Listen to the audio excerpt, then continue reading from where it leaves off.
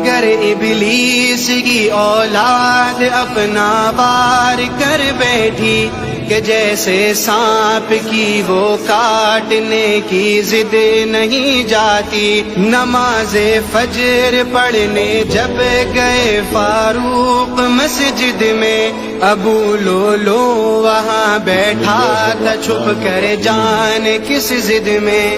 وہ گھٹیا ذات ایک محراب کے پیچھے سے آ نکلا، نکل کر عین دوران نماز اس نے کیا حملہ، کیے خنجر سے وار اس نے عمر فاروق پر اس دم، تو بہ نکلا وہاں خون عمر کثرت سے پھر پہ ہم۔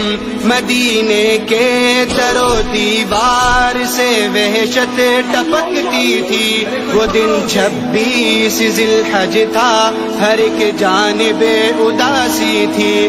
تھگاؤ اتنا گہرا آنتیں ان کی کٹ گئی تھی سب، دوائی کا اثر بھی کچھ نہ ہوتا تھا عمر کو اب۔